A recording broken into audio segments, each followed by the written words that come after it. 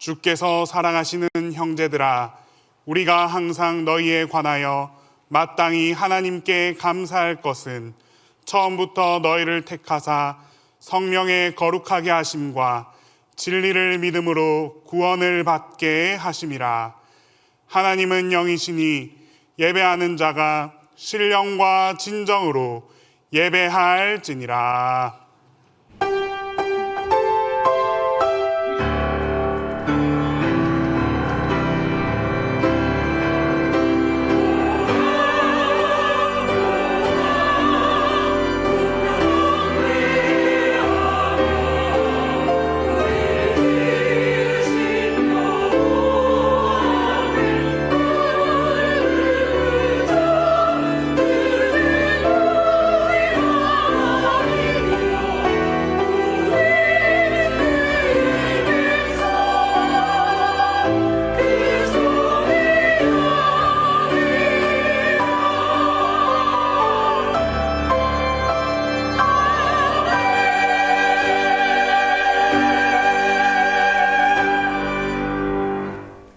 우리를 생명의 길로 인도하여 주시는 하나님, 감사와 찬송과 영광을 드립니다.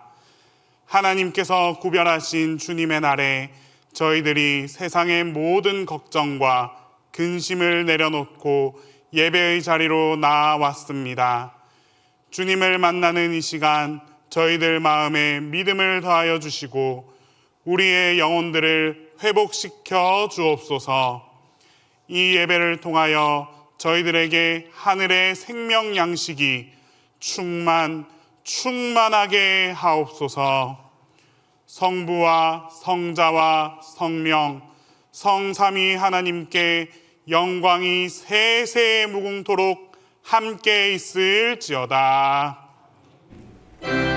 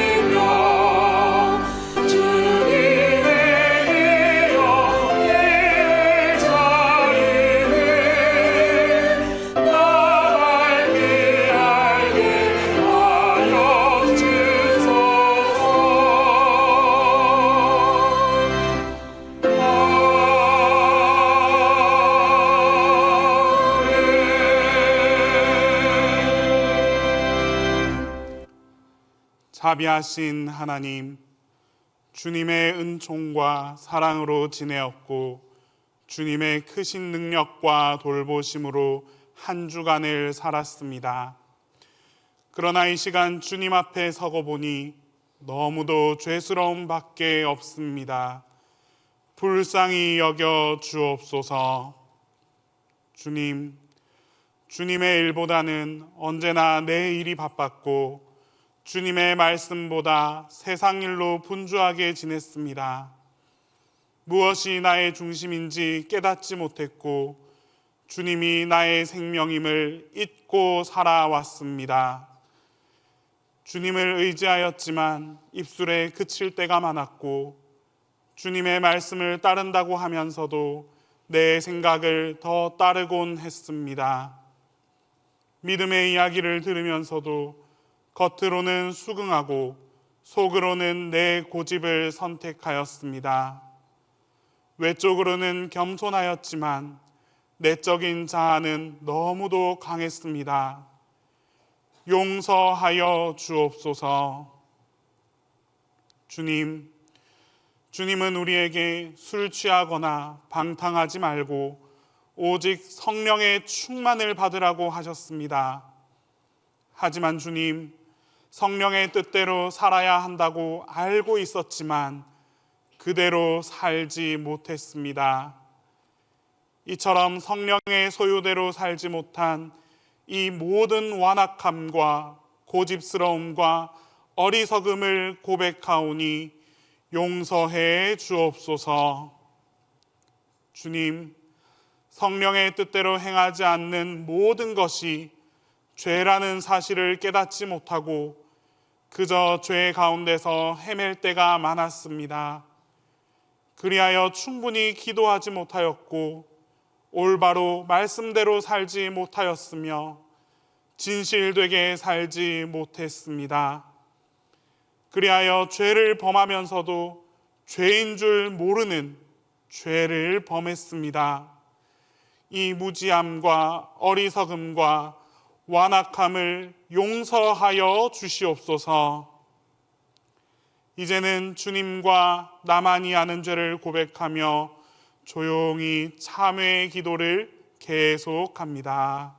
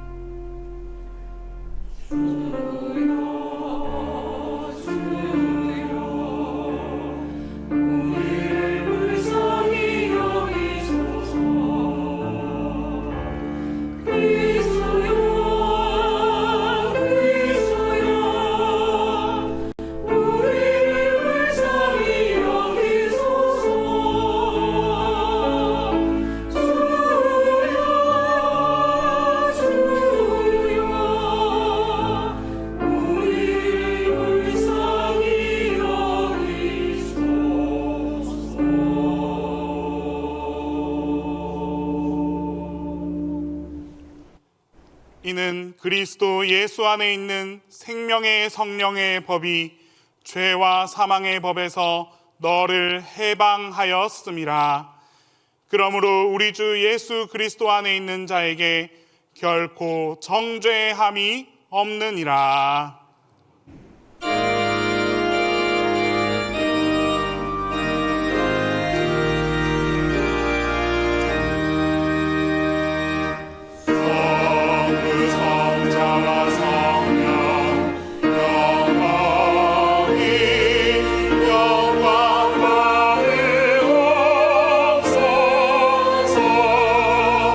내 조로 지는 바지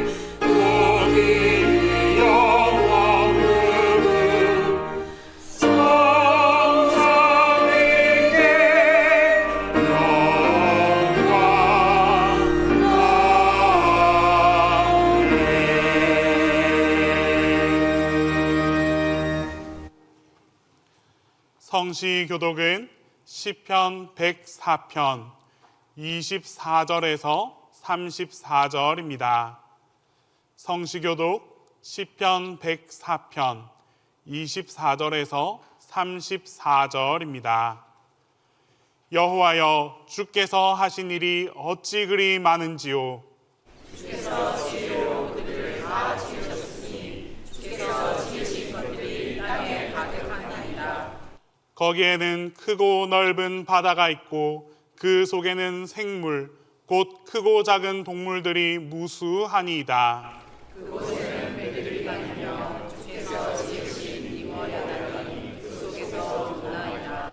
이것들은 다 주께서 때를 따라 먹을 것을 주시기를 바라나이다. 주께서 주신즉 그들이 받으며 주께서 손을 펴신즉 그들이 좋은 것으로 만족하다가 주께서 낯을 숨기신즉 그들이 떨고 주께서 그들의 호흡을 거두신즉 그들은 죽어 먼지로 돌아가니이다. 주의 영혼이여 그들을 창조하사 지면을 새롭게 하시나이다. 여호와의 영광이 영원히 계속할지며 여호와는 자신께서 행하시는 일들로 말미암아 즐거워하시리로다. 그가 땅을 보신즉 땅이 진동하며 산들을 만지신즉 여기가 나는도다. 내가 평생토록 여호와께 노래하며 내가 살아있는 동안 내 하나님을 찬양하리로다. 나의 기도를 기쁘게 여기시기를 바라나니 나는 여호와로 말미암아 즐거워하리로다.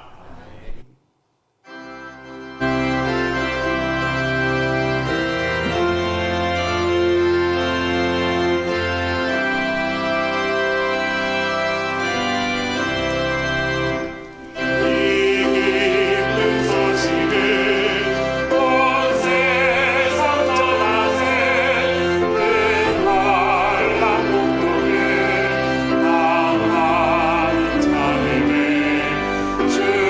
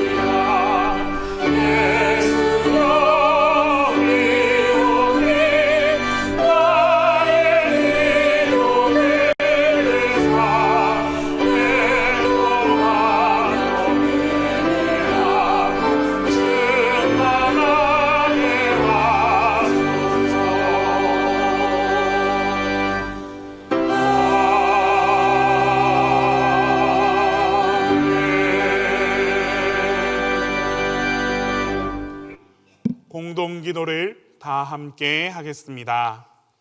주님, 주님의 영으로 이 시간 우리와 함께 해 주소서. 지혜의 영으로 혼탁한 세상에서 주님의 뜻을 온전히 깨닫게 하소서. 총명의 영으로 혼돈된 사회에서 주님의 진리를 밝히 알게 하소서. 모략의 영으로 어두운 계략에서 주님의 지략을 온전히 따르게 하소서. 재능의 영으로 주께서 주시는 많은 은사를 통해 주님을 기쁘게 하소서. 지식의 영으로 세계 속에서 주님의 뜻을 널리 구하게 하소서. 경건의 영으로 교회와 더불어 주님의 마음을 가까이 하게 하소서. 경외의 영으로 주님의 영광과 권능, 창조와 섭리를 찬송하게 하소서. 주님, 권능과 치유의 영, 생명과 회복의 영으로 우리와 함께 해 주소서.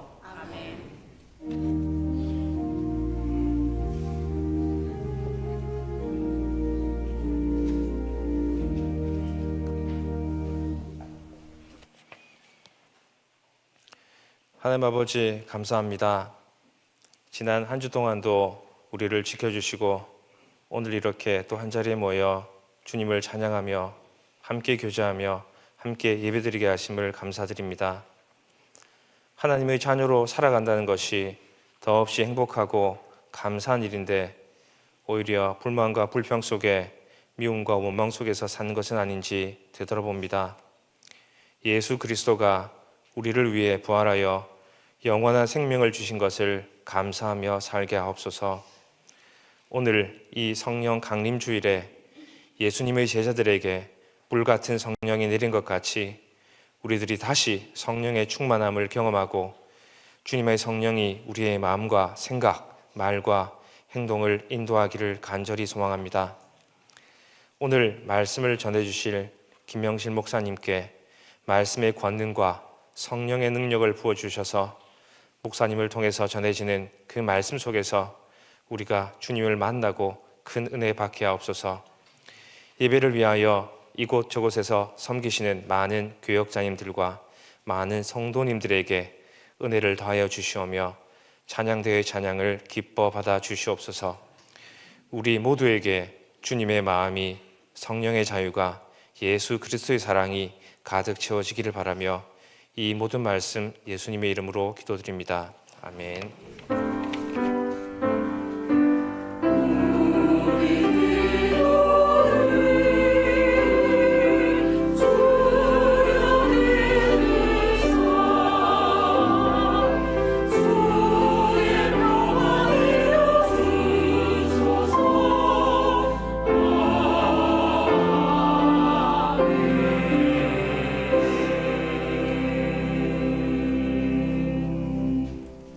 말씀을 위하여 성령의 조명 기도를 다 함께 하겠습니다. 창조의 주님, 이 시간 창조의 영이신 성령께서 권능의 밝은 빛으로 우리 마음과 생각을 비추어 주셔서 말씀 안에서 말씀과 함께 말씀을 통하여 창조의 새 사람이 되게 하소서. 아멘. 성령 강림주일에 주신 구약 말씀은 에스겔 37장 1절에서 6절입니다. 구약 성경 에스겔 37장 1절에서 6절입니다. 여호와께서 권능으로 내게 임재하시고 그의 영으로 나를 데리고 가서 골짜기 가운데에 두셨는데 거기 뼈가 가득하더라. 나를 그 뼈 사방으로 지나가게 하시기로 본즉 그 골짜기 지면에 뼈가 심이 많고 아주 말랐더라. 그가 내게 이르시되 인자야 이 뼈들이 능히 살 수 있겠느냐 하시기로 내가 대답하되 주 여호와여 주께서 아시나이다. 또 내게 이르시되 너는 이 모든 뼈에게 대언하여 이르기를 너희 마른 뼈들아 여호와의 말씀을 들을지어다. 주 여호와께서 이 뼈들에게 이같이 말씀하시기를 내가 생기를 너희에게 들어가게 하리니 너희가 살아나리라. 너희 위에 힘줄을 두고 살을 입히고 가죽으로 덮고 너희 속에 생기를 넣으리니 너희가 살아나리라. 또 내가 여호와인 줄 너희가 알리라 하셨다 하라.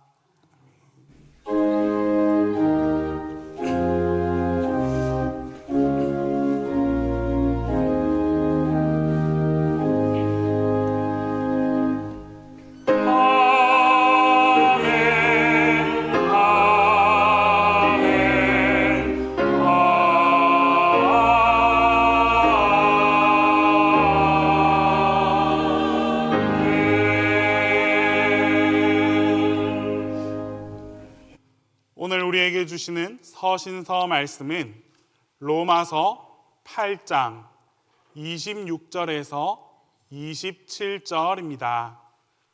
신약성경 로마서 8장 26절에서 27절입니다. 이와 같이 성령도 우리의 연약함을 도우시나니 우리는 마땅히 기도할 바를 알지 못하나 오직 성령이 말할 수 없는 탄식으로 우리를 위하여 친히 간구하시느니라. 마음을 살피시는 이가 성령의 생각을 아시나니 이는 성령이 하나님의 뜻대로 성도를 위하여 간구하심이니라.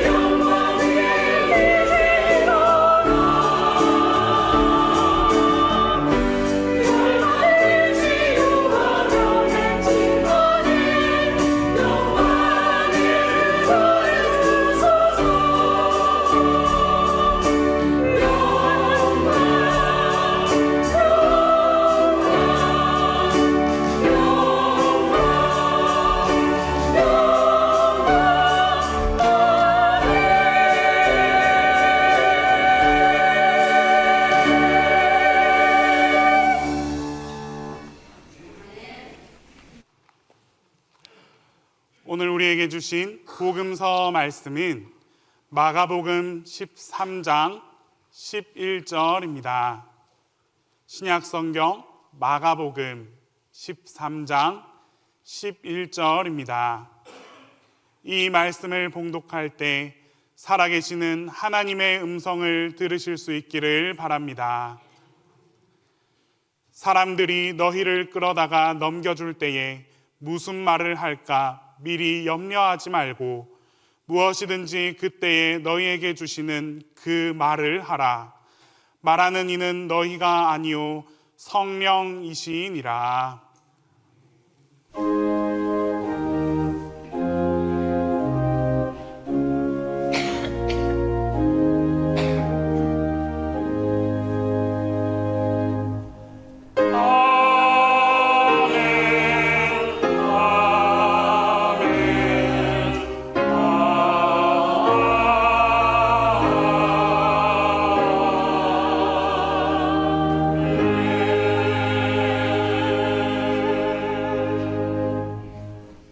오늘은 성령께서 이 땅에 임하셨던 사건을 기리는 주일입니다.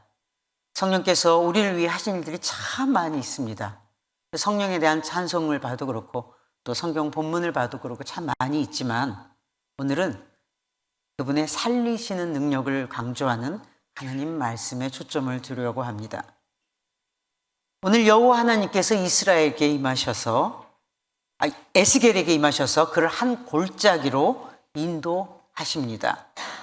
여호와의 영이 이끄셨다라는 것은 환상을 보여주셨다는 말씀이죠. 그런데 그 환상 속에서 에스겔이 도착한 골짜기에서 에스겔은 무엇을 보았습니까? 지면, 즉 땅 위에 흩어져 있는 심이 많은 뼈들을 보았습니다. 그리고 심지어 그것도 오랫동안 땅 위에 버려져 있어서 아주 많이 말라져 있는 뼈들이었습니다. 얼마나 놀랍고 충격적인 장면입니까? 우리가 이 본문 너무 잘 아는 이야기인데 조금 상상력을 가지고 크게 상상력을 사실은 가질 필요도 없는, 잘 생각해 보십시오. 땅 위에 그냥 버려진 뼈들입니다. 그것도 버려진 데다 또 버려지고 또 버려져서 뼈 밑에 깔린, 그 밑에 깔린 뼈들은 보이는 것조차도 남들에게 보여지지도 않죠. 그러니 구원의 기회가 있었겠습니까? 죽은 골짜기를 지날 때에 소름이 돋고 또는 오장육부 모든 비유가 상해서 보통 사람 같으면 구역질이 멈추지 않았을 겁니다. 에스겔도 이와 크게 다르지는 않았을 거예요. 사람이니까. 산 사람이 죽은 사람들의 그 해골 무덤을 지나는데 한두 해골이 아니라 산더미처럼 쌓여져 있는, 그것도 마른 뼈가 되어서 만지면 가루가 될 것 같은 그 뼈 무덤을 지나는데 여기 비유 좋게 지나갈 수 있는 사람은 없을 것입니다. 한국은 특별히 전쟁을 많이 치른 나라죠. 6.25 때 눈앞에서 시신을 보았고 많은 뼈들을 또 주검들을 지나갔다는 사람들이라 할지라도 이 에스겔이 도달해서 봤던 그 골짜기의 뼈 무덤들은 차마 보기 쉽지 않은 것일 겁니다. 이때 에스겔이 이런 질문을 받습니다. 이 뼈들이 살 수 있겠느냐? 이 뼈들이 살 수 있겠느냐? 만일 우리가 뼈와 해골들이 잔뜩 쌓여있는 이런 끔찍한 골짜기를 지나면서 헛구역질을 하고 있을 때에 이런 질문을 받는다면 여러분은 어떻게 대답하실 것 같습니까? 예, 살 수 있습니다. 라는 답이 선뜻 나올 수 없을 것입니다. 아니, 질문 자체가 좀 상식적인 질문이 아니지 않습니까? 예를 들어서 이 뼈들이 앞으로 어떻게 될 것 같으냐? 라면 좀 생각해보고 뭐라고 이야기를 할 텐데, 이 뼈들이 능히 살 수 있겠느냐? 라는 질문을 바로 해오시니 이미 사망 선고도 아닌 사망한 지 오래되어서 길 위에 던져진 뼈들, 그것도 만지면 부스러질 것 같이 말라 비틀어진 뼈를 보면서 살 수 있겠냐는 질문은, 그리고 거기에 답을 찾기 위해 진지하게 고민해 볼 필요도 없는 그런 질문으로 들릴 수 있습니다. 농담 같은 질문이라고 아마 저라면 피식거리는 웃음을 터뜨릴 것 같습니다. 그런데 성령의 이끌림을 받은 우리 에스겔 예언자의 답은 분명히 우리의 것과 달라 보입니다. 주 여호와께서, 주 여호와여, 주께서 아시나이다. 주께서 아시나이다.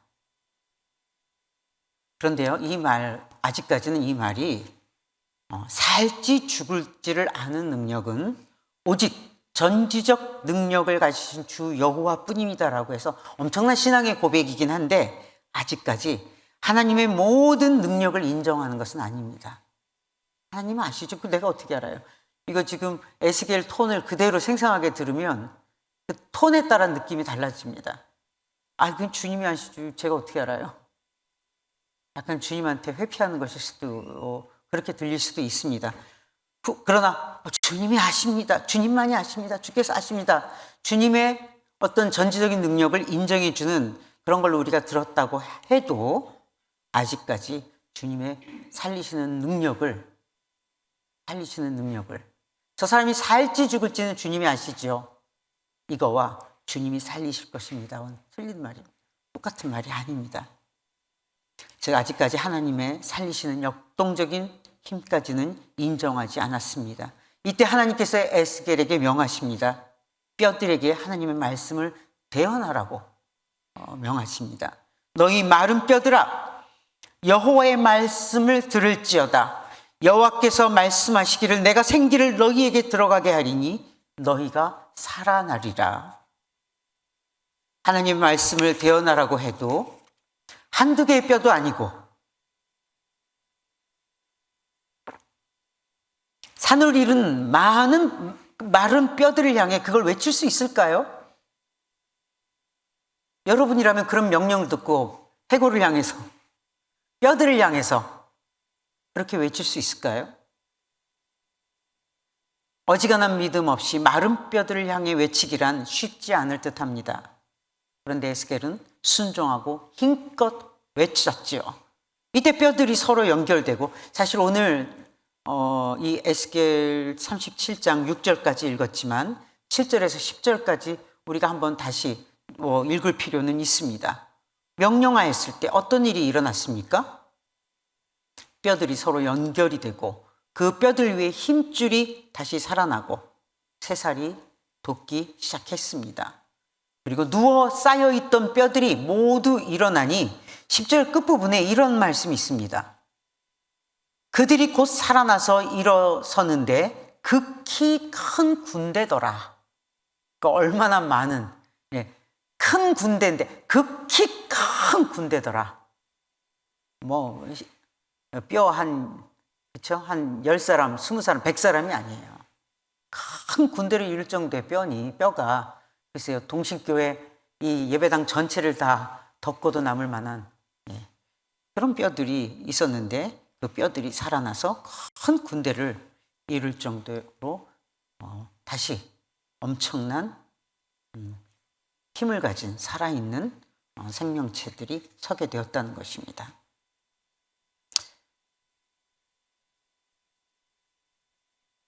소망이 끊어진 마른 뼈들이 하나님의 생기가 부어지니 능히 모든 것을 이길 수 있는 큰 부대가 되었는데요. 누가 이것을 기대할 수 있었으며 누가 이것을 꿈이라도 꿀 수 있겠습니까? 절망의 해골 골짜기에 말라 비틀어진 뼈들이 하나님의 영이 부어주시는 생기를 받으니 능히 모든 것을 이길 수 있는 큰 군대가 된 것인데 긴 시간이 걸리지 않았습니다. 사람의 힘이나 능이나 지혜로는 생각할 수도 없고 이룰 수도 없는 일이지만 오직 여호와 하나님의 영이 오시니 순식간에 가능해진 사건입니다. 사실 이 골짜기에 쌓인 뼈들만큼 비참한 인생이 어디 있을까요? 제가 실제로 체코를 한번 방문했을 때에 신앙의 자유를 외치다가 죽은 자들의 큰 무덤에 들어가 봤습니다. 동실교회 예배당만 해요. 무덤 크기가. 그런데 그 무덤 그대로 보존해서 이제 들어가서 볼 수 있도록 했는데요. 그 안에 거기도 그 뼈들이, 사람들 뼈들이 산더미처럼 쌓여 있었습니다. 근데 뭐 산더미라기보다 깜짝 놀랐어요. 이거 모조품 아니냐고 물었는데 모조가 아니라 정말 사람의 뼈라고. 약 600여 년 전에 종교개혁보다도 조금 더 빠른 시간이죠. 많은 사람들이 신앙의 자유를 외치다가 핍박을 받고 죽음을 당하고 버려진 것이에요.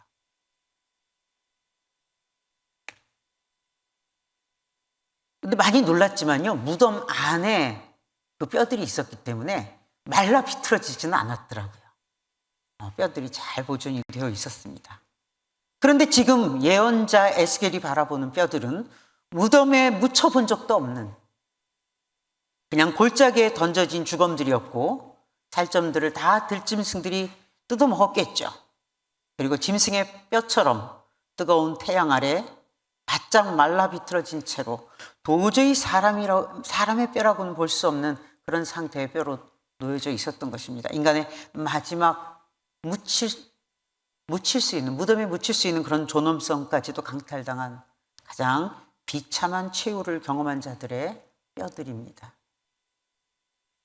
오늘 여호와 하나님께서 바로 이렇게 비참하게 버려진 인간들의 뼈, 그것도 버려진 지 오래되어 손을 대면 부서질 듯한 마른 뼈들을 향해 생기를 불어넣으시고 이들을 살려 큰 군대를 세우신 것입니다. 그래서 오늘 시편은 이렇게 노래했지요. 여호와 주께서 하신 일이 어찌 그리 많은지요. 주께서 지혜로 그들을 다 지으셨으니 주께서 지으신 것이 땅에 가득하나이다. 이것들은 다 주께서 때를 따라 먹을 것을 주시기를 바라나이다. 주께서 주신즉 그들이 받으며 주께서 손을 펴신즉 그들이 좋은 것으로 만족하시다가 주께서 그 얼굴을 숨기신즉 그들이 떨고 주께서 그들의 호흡을 거두신즉 그들은 죽어 먼지로 돌아가니이다.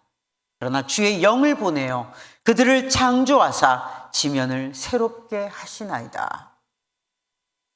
이 땅과 이 땅에 거하는 모든 생물의 주인이 하나님이시고 하나님께서 그들을 친히 지으셨기에 모든 피조물이 하나님으로부터 나온 것을 먹고 주께서 주시는 것에 의존하여 살다가 주님이 그 호흡을 거두시면 먼지로 돌아갑니다. 하지만 주님께서 주의 영을 보내시어 이 땅, 이 지면을 다시금 새롭게 하시기도 한다는 찬양입니다. 우리를 지으신 하나님께서 우리의 모든 필요를 아시고 쓸 것을 채우시며 호흡을 거두어 먼지로 돌아가게 하시는 것도 하나님이시지만 또한 그 먼지들을 새롭게 하시는 분도 하나님이시라는 찬양입니다. 그렇습니다. 우리가 버려져 생명을 잃고 먼지로 돌아갈지라도 그 먼지가 다시 주의 영으로 새롭게 일어서는 시간이 있다는 것을 기억해야 합니다. 이것이 우리가 하나님을 향한 소망의 노래를 멈춰서는 안 되는 이유입니다. 우리들 대부분이 아마도 아무 도움이 없는 사망의 음침한 골짜기를 지날 때가 있었을 것입니다. 심지어 삶의 자리가 너무 힘들어 죽어야 이 고통에서 벗어날 수 있을 거라며 절망할 때도 있었을 것입니다. 우리가 고통스럽게 신음하고 탄식해도 주님이 우리를 돕지 않아서 우리가 그 사망의 단계를 넘어 이제는 마른 뼈들이 되어간다라고 여길 때도 있었을 것입니다. 하나님이 우리와 함께 있다고 느껴지지 못하여서 원망하고 절규하고 울부짖고 있었을 때 우리는 이렇게 말했을 때도 있었을 것입니다. 하나님, 도대체 어디에 계십니까? 우리 영혼이 마른 뼈보다 더 말라가고 있고 부서지고 있는데, 무너지고 있는데 먼지를 다시 새롭게 하시며 뼈들을 다시 붙이시는 그 하나님은 지금 어디에 계십니까? 라고 물었을 때도 있었을 것입니다.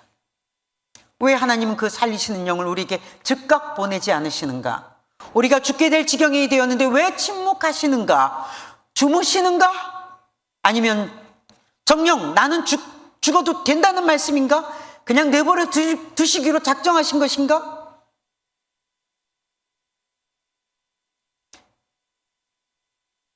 언약의 말씀을 붙잡고 믿음으로 살아가려고 그렇게 발버둥 쳤던 나에게, 우리에게 왜 이렇게 못 본 척 하시고 오래 기다리게 하시는 것인가? 우리는 이런 생각으로 하나님께 섭섭한 마음을 가졌던 적도 있을 것입니다. 그래서 하나님께 향했던 간절한 소망과 기도를 철수한 적도 있었을 겁니다. 사실 남의 얘기 아니고 제 이야기입니다. 목사가 되고 신학교 교수가 돼서 여러분들이 느끼는 절망은 없을 것처럼 그렇게 보여지기도 하지요.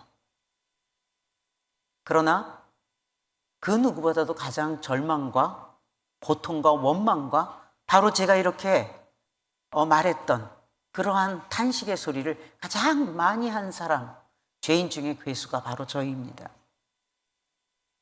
상처받지 않으려고 소망하고 기다리다가 오히려 절망의 골짜기로 빠질까 봐 우리는 하나님께서 우리를 지켜보시고 상관하고 계시다는 사실조차도 망각하려고 노력할 때가 많이 있습니다. 소망이 절망으로 변하는 것보다 아무것도 기억하지 않고 아무것도 기대하지 않는 망각의 골짜기에 머무는 것이 더 신앙을 지킬 수 있을지도 모른다라고 우리 스스로 변명하고 앉아 있을 수도 있습니다. 지금도 그 소망 없음의 골짜기에서, 아니 절망의 골짜기에 집을 짓고 거기에 머물며 살고 있는 분도 있을 것입니다. 오늘 억지로 그래도 무언가에 끌려서 이곳에 앉아 있긴 하지만 우리 마음과 영혼은 절망의 골짜기에 장막을 치고 오늘 하나님의 말씀이 내 안에 들어와 소망을 주고 또 새로운 내일을 꿈꾸게 할까 봐 의식무의식적으로 그것을 거부하고 앉아있는 그런 분도 있을 수가 있습니다. 노 기대, 노 절망. 기대가 없으면 절망도 없다. 하나님, 나 너무 잘하고 있죠? 나 옛날에 그렇게 꿈꾸고 소망하고 기도하다가 얼마나 상처받았습니까? 당신을 떠날 뻔했습니다. 그러니 난 다시는 당신에게 어떤 것도 바라지 않고 기도도 하지 않고 소망도 하지 않겠습니다. 그래야 그나마 절망할지라도 당신을 떠나지 않고 당신 옆에 있을 것이니까요. 하나님 기뻐하실까요? 그러나 그것은 우리 하나님의 뜻이 아닙니다. 하나님께서는 오늘 우리가 꼭 알아야 할 것을 말씀하십니다. 로마서 8장 26절에서 27절의 말씀입니다. 이와 같이 성령도 우리의 연약함을 도우시나니 우리는 마땅히 기도할 바를 알지 못하나 오직 성령이 말할 수 없는 탄식으로 우리를 위하여 친히 간구하시느니라. 마음을 살피시는 이가 성령의 생각을 아시나니 성령이 하나님의 뜻대로 성도를 위하여 간구하심이니라. 이런 복음성가가 있죠. 아주 오래되었지만 지금도 찬양을 부를 때에 큰 위로와 힘을 얻습니다. 아시는 분이 있으시면 같이 따라 부르셔도 좋아요. 당신이 지쳐서 기도할 수 없고 눈물이 빗물처럼 흘러내릴 때 주님은 우리 연약함 아시고 사랑으로 인도하시네.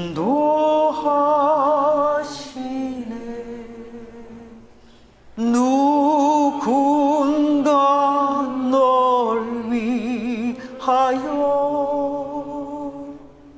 누군가 기도하네. 내가 홀로 외로워서 마음이 무너질 때 누군가 널 위해 기도하네. 그렇습니다. 우리만 탄식하는 것이 아니에요. 우리 주님의 영이 우리 연약함을 돕기 위해 우리 옆에서 말할 수 없는 탄식으로 우리를 위해 친히 간구하신다는 겁니다. 누가 시켜서 그냥 입술만 열고 기도하시는 것이 아니라, 마음 조금 넣어서 기도하시는 것이 아니라 탄식하면서 기도해 주신다는 겁니다. 그러면 성령님과 같은 언어를 쓰시는 하나님께서, 우리는 하나님하고 가끔 안 맞을 때가 있잖아요. 우리는 같이 사는 사람하고도 같은 말 쓰는데 왜 이렇게 말이 안 통할 때가 많죠? 제가 같이 사는 사람 누군지 다 아시지 않습니까? 네. 저는 심지어 저하고도 안 통해요. 아침에 했던 말하고 저녁에 했던 생각하고 다 틀려요. 그런데 우리 성령님과 같은 언어를 쓰신 하나님, 성령님이 탄식하시며 기도하실 때, 오늘 말씀입니다. 제 이야기가 아니에요. 하나님께서 우리의 기도보다 더 빠르게 성령님의 마음과 기도를 들으시고 성령님의 마음을 읽으시고 우리를 위해 필요한 것을 준비하신다는 것입니다. 우리에게 성령님이 오셨습니다. 성령님께서는 우리를 위해 탄식의 기도만 하시는 것이 아니라, 제가 왜 이걸 더 고민했냐면요, 너무 힘들 때 하나님, 성령님 탄식하신다고요? 그 탄식도 좀 그만하세요. 이렇게 원망했던 적도 있어요. 목사 만들어주고 신학교 교수 만들어줬더니 원망도 교수급으로 해요. 박사급으로 원망합니다. 탄식 그만하세요. 성령님보다 제가 더 탄식했거든요. 성령님보다 내 가족들이, 내 친구들이 더 많이 탄식했거든요. 성령님 탄식하신다고요? 아무것도 안 하시면서 탄식만 하시면 뭐 하시겠어요?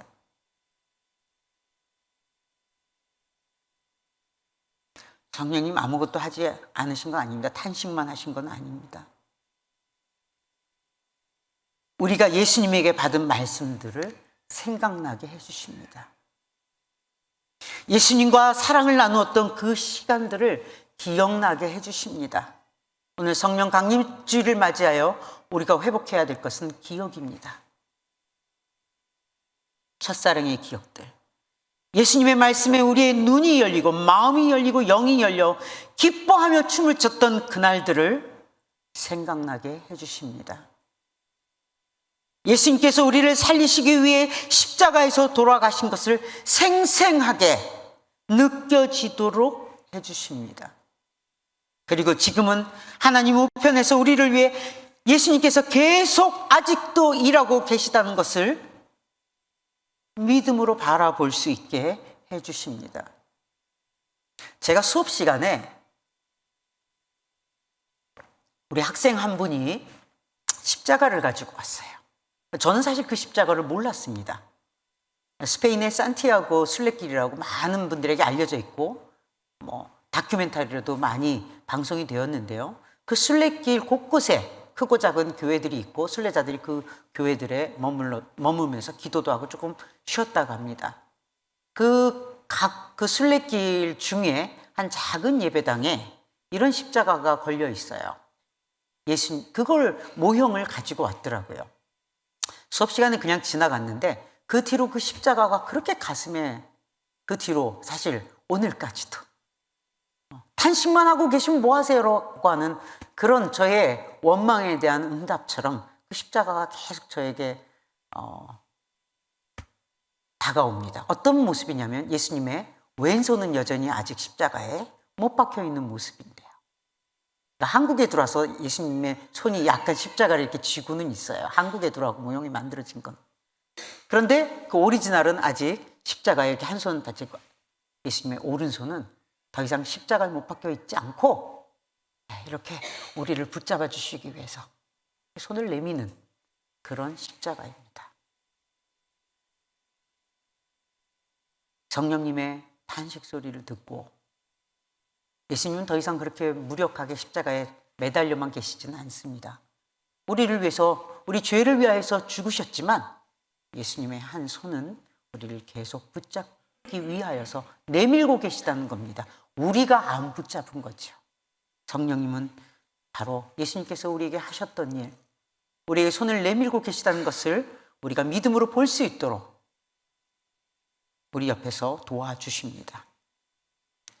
성령님이 오셨습니다. 말씀의 그 문자가 우리를 찾아와서 우리 귀에 생생하게 들려지고 오래된 사랑의 언약이 다시 한번 새로운 언약이 되어 우리에게 기쁨과 소망을 줍니다.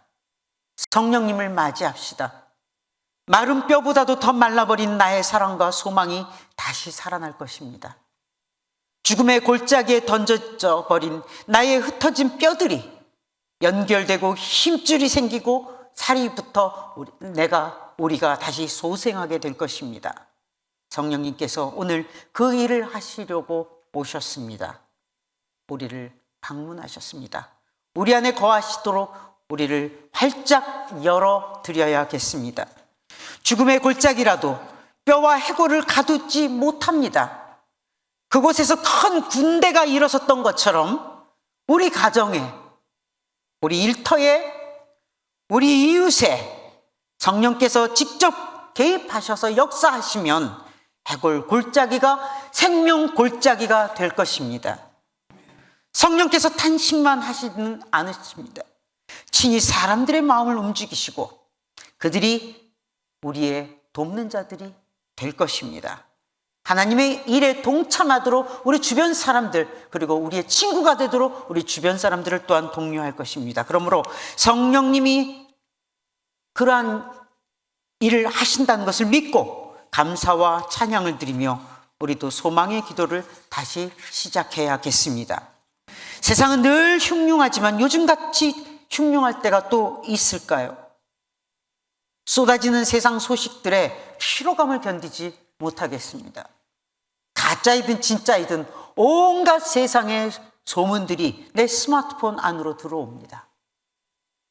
너무 쉽게 내 손으로 들어오는 세상의 온갖 정보 더미들이 우리를 절망의 골짜기로 인도합니다. 많은 것들을 듣고 많은 것들을 알게 되면 더 좋은 세상이요, 더 행복하고, 내가 많은 것을 알면, 내가 더 똑똑해지면 더 신앙생활 열심히 할 것 같고, 더 주님과 가까이 할 것 같고, 더 세상을 많이 알게 되어 더 많은 봉사를 할 수 있을 것 같았지만 우리는 많은 지식에 깔려 지금 죽을 지경입니다. 많은 지식만큼 많은 의심이 쌓이고 많은 정보만큼 많은 불안이 쌓여가고 있는 것입니다. 우리에게 내일이 있을까? 내일도 교회는 있을까? 내일도 우리는 여전히 예수님을 찬양하며 그 힘으로 살고 있을까? 내일도 성령님은 여전히 역사하시고 우리를 지켜주실까? 지금 우리의 생명 양식인 이 하나님의 말씀이 내일도 여전히 우리의 생명 양식이 되고 있을까? 우리가 머지않아 경험하게 될 세상이 하나님 나라를 향해 순례하는 우리를 끌어다가 미친 자들이라며 감옥에 가두지는 않을까? 인간의 언어가 아닌 컴퓨터의 언어로 말하는 미래 세대가 우리를 자신들이 쓰는 언어를 쓰지 않는다고 우리와 거래하지도 않고 우리를 철저히 소외시키지는 않을까? 모든 것이 디지털로 확인되고 과학으로 입증되는 시대에 우리가 삼위일체 하나님을 증거한다며 밖으로 다닐 때에 우리가 사회를 교란시키고 사회 질서를 전복시킨다며 우리를 시장 한가운데로 끌고 가 사회 부적응자여 사회 질서를 어지럽히는 사람이라고 사람들이 심판하고 돌을 던지지는 않을까? 종교적인 사람들이 이 땅의 질서를 따르지 않고 사람을 미혹시킨다며 매로 우리를 다스리지는 않을까? 이런 두려움은 마귀가 심어놓은 것이 분명하지만 우리가 성령 충만하지 않으면 우리 안에서 조용히 가라지처럼 자라다 주님이 심어놓은 알곡을 덮어버리고 우리 믿음을 다 빼앗아가고 우리에게 어둠의 절망으로 가득 우리를 채워줄 것입니다. 오늘 복음서를 통해 주님께서 친히 그리고 단호히 말씀하십니다. 마가복음 13장 9절입니다. 너희는 스스로 조심하라. 우리가 읽지 않은 본문이에요. 사람들이 너희를 공회에 넘겨주겠고 너희를 회당에서 매질하겠으며 나로 말미암아 너희가 권력자들과 임금들 앞에 서리니 이는 그들에게 증거가 되려 함이라. 그리고 오늘 우리가 함께 들었던 11절 말씀입니다. 사람들이 너희를 끌어다가 넘겨줄 때에 무슨 말을 할까 미리 염려하지 말고 무엇이든지 그때에 너희에게 주시는 그 말을 하라. 말하는 이는 너희가 아니라 성령이시니라. 주님의 말씀이 이런 겁니다. 우리가 끌려가야 복음이 드러난다는 것입니다. 권력자들과 임금들 앞에 서는 일은 그들에게 증거가 되게 하기 위함이라는, 그들에게 하나님이 살아계시고 예수님이 이 땅의 구세주라는 것을 드러나게 하기 위함이라는 것입니다. 만일 우리가 우리 죄로 고통받고 이런 미움과 박해를 받는다면 때로는 그 값을 치르고, 그러나 주님께 우리가 기도하겠죠. 주님 용서해 주시고 우리 허물을 덮어주시고 우리 죄를 감하여 주시옵소서. 우리가 갚아야 할 것이 있으면 갚겠나이다라고 기도해야 되겠지만, 우리가 지은 죄도 아닌데 우리가 주님을 따른다는 이유만으로 미움과 시기와 질투를 받고 권력자와 권세 있는 자들에게 수치를 당하고 위협을 당한다면 이상히 여기지 마십시오. 절망해서는 안 됩니다. 우리를 통해 성령님께서 그들에게 하실 말씀이 있기 때문이라는 것입니다. 즉 우리가 복음의 도구로 지금 쓰여지고 있다는 것입니다. 그러니 그들에게 무슨 말을 해야 할지 미리 염려하거나 두려워하지 않아도 됩니다. 우리의 미래를, 내일을 염려하는 것은 우리의 일이 아닙니다. 우리를 통해 역사하시고자 하시는 하나님께서 성령을 통하여 친히 우리에게 그 말할 힘을 주실 것이고 내일을 이겨낼 지혜를 주실 것입니다. 그러므로 우리는 성령 안에 거하기만 하면 됩니다. 믿음의 사람들이 잠시 복음의 증거가 되기 위해 세상 앞에 서지만, 그래서 주님께서 우리를 잠시 무력하게 하셨지만 주의 성령께서 우리 연약함 속에서 강한 일들을 하시고 많은 일들을 하고 계신다는 것을 믿음의 눈으로 바라보십시오. 나를 묶으시는 하나님, 그것은 복음을 온 땅에 퍼뜨리기 위함이십니다. 나를 잠시 마른 뼈같이 해골 골짜기에 두셨더라도 이는 주께서 다시 살리시고 큰 군대를 일으키셔서 세상이 하나님이 어떤 분이신지를 보고 놀라게 하기 위함이라는 것을 기억하시기를 바랍니다. 철로역정이라는 그 존 버년의 소설이 있지요. 이름은 다 들어보셨을 겁니다. 그 소설의 일부는 크리스찬이라는 이름을 가진 한 남성이 천성에 도달하는 과정을 그리고 있는 소설입니다. 그것에 등장하는 사람들의 이름이 참 많은 통찰력을 주는데 이 소설은 한국어로도 많이 번역되어서 출판됐어요. 저도 옛날 걸 가지고 있는데 최근 그걸 다시 읽을 필요가 좀 있어서 서점에 한번 나가봤더니 뜻밖의 아주 많은 출판사에서 조금 현대어로 번역서를 내놓았습니다. 제가 어느 것을 고를까 이렇게 선별하는 중에 한 출판사의 것을 선택했는데 번역이 좋아서 그것을 선택하기도 했지만 그 안에 들어가는 사파들이 재미있어서 그 책을 선택했습니다. 그런데 그 사파들 중에 아주 인상적인 그림이 있었어요. 오늘 본문하고도 좀 연결이 되는데 그것은 하나님께서 우리에게 성령을 부어주신 것과 관련됩니다. 우리 예수님께서 우리를 위해서 이 성령의 항아리를, 성령의 기름을 막 부어주십니다. 가득 부어주시는데요. 거기서 우리가 기름이 활활 타오르고 있어요. 그래서 계속 부어주고 계시는데, 그런데 좀 아쉬운 것은 우리 눈에 보이지 않게 벽 뒤에서 부어주시는 거예요.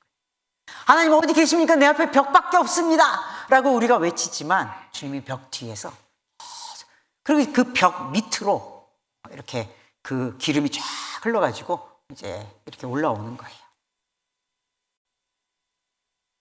그런데 또 재미있는 모습이 있어요. 마귀가 그 성령의 기름에 또 물을 껴안고 있네요. 항아리 물로 마귀도 열심히 붓고 있습니다. 예수님 벽 뒤에서 계속 붙고 있는데 우리 눈에 보이지 않으니까 우리는 원망하고 있습니다. 근데 마귀는 우리 앞에서 아주 험한 모습으로 위협적으로 물을 막 쏟아내면서 불을 끄려고 하니까 우리는 두려움에 떨 수밖에 없는 거죠. 참 동화 같은 사파지만 큰 깨달음을 얻었습니다. 그렇구나. 우리 주님은 아직도 우리를 위해서 쉬지 않고 일하고 계시는구나. 벽 뒤에서 성령의 기름을 부어주고 계시는 주님을 볼 수 없는 우리, 그래서 늘 원망하고 탄식하고 절규하지만 주님이 언제나 우리 뒤에 계시다는 것, 여러분 오늘 성령 강림주의를 통해서 다시 한번 기억하시기를 바랍니다.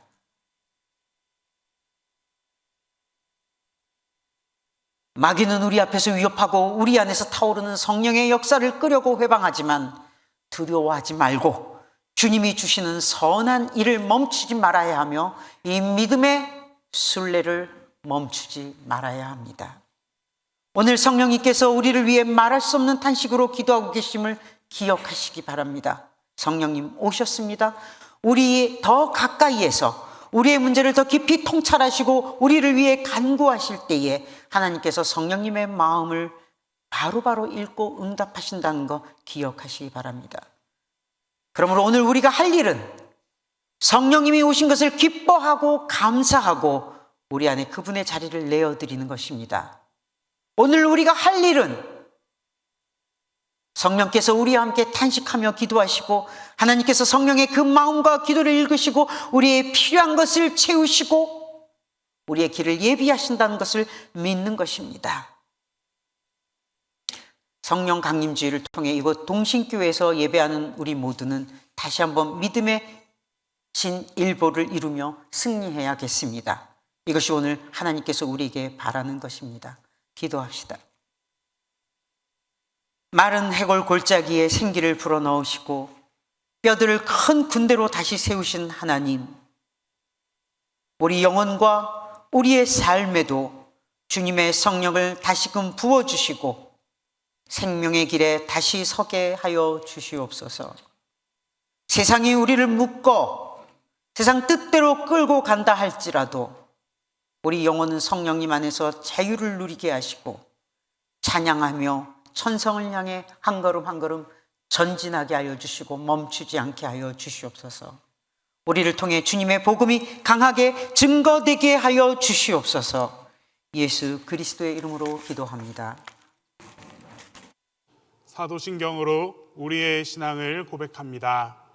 나는 전능하신 아버지 하나님 천지의 창조주를 믿습니다. 나는 그의 유일하신 아들 우리 주 예수 그리스도를 믿습니다.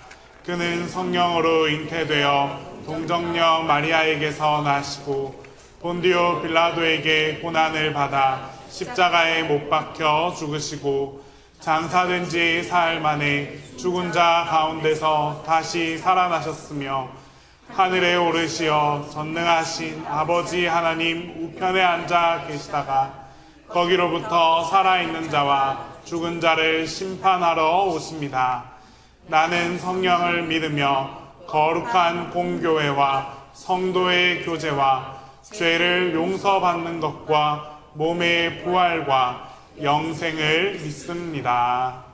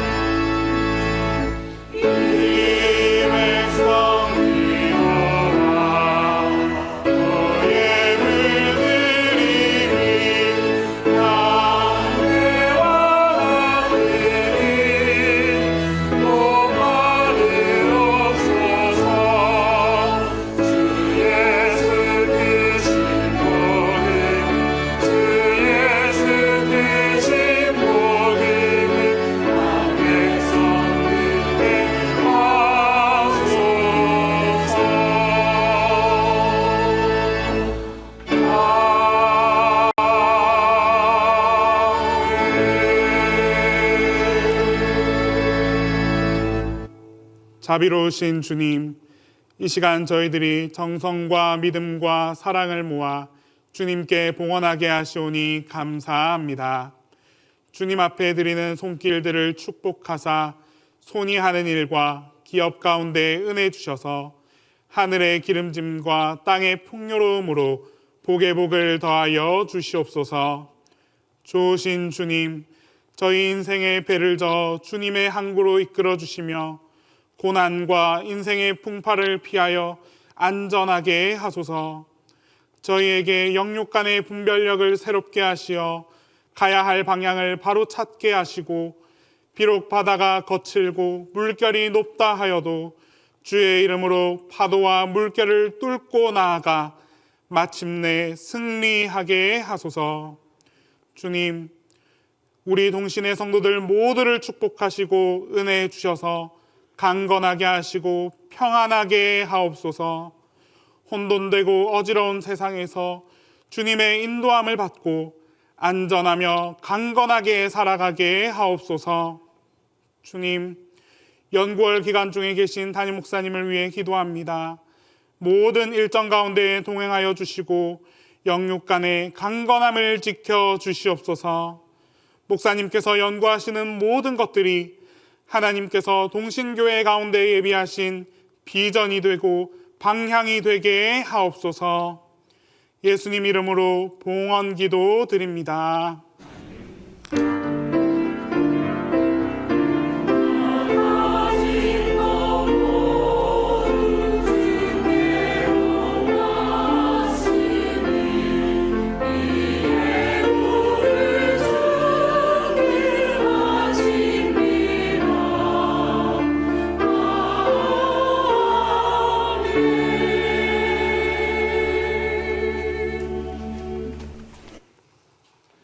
우리 앞뒤 좌우 곁에 계신 분들과 함께 인사하겠습니다. 우리 인사하실 때 성령이 오셨습니다 하고 밝게 인사하겠습니다.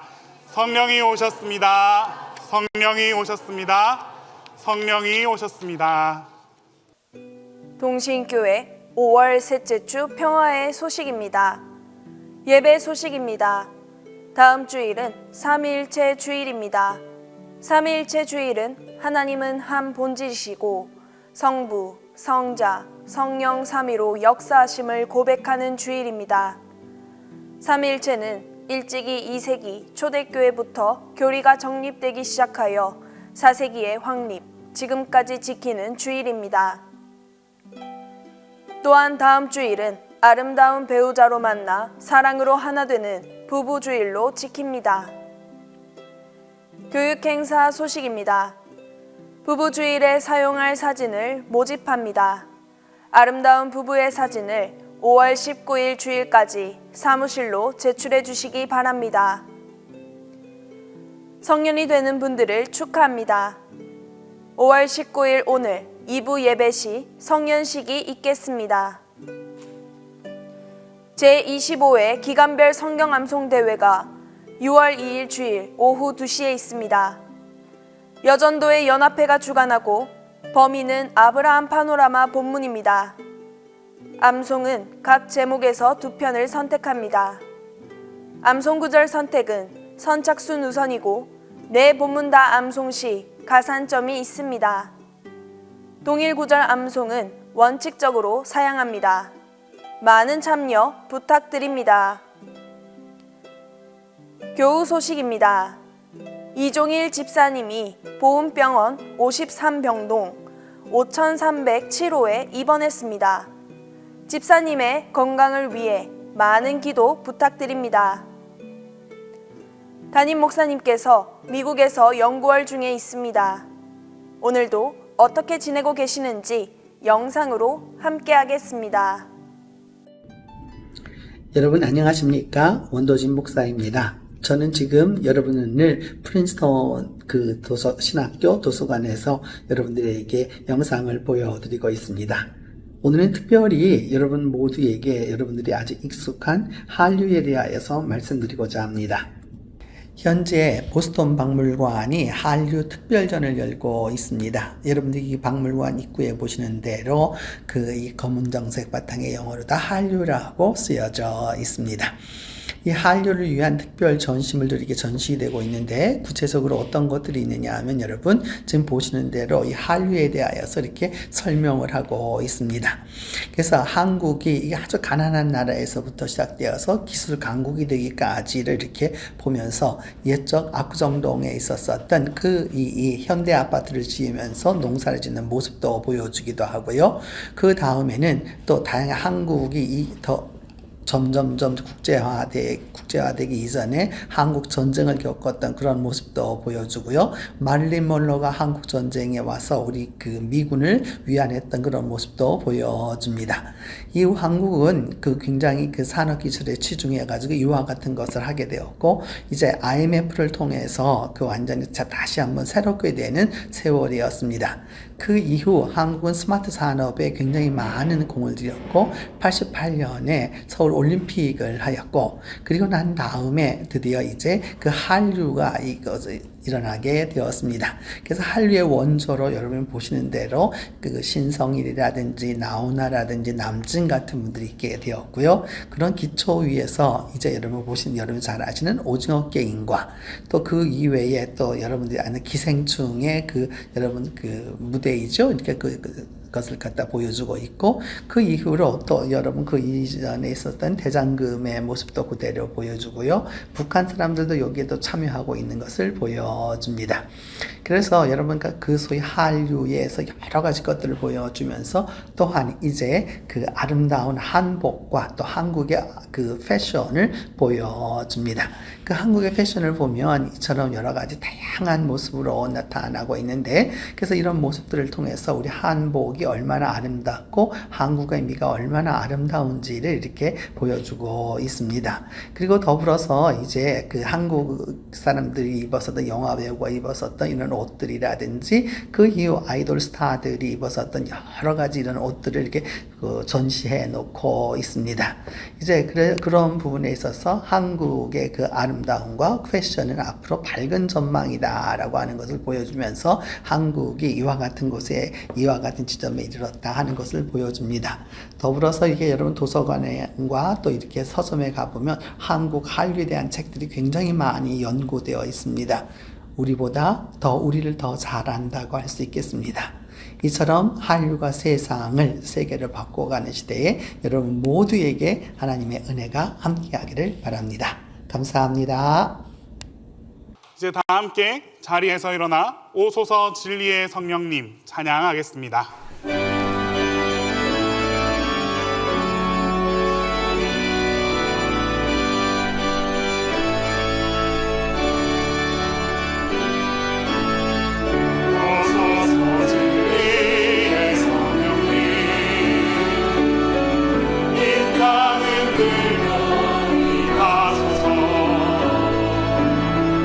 거짓과 함욕 죄악에 무너진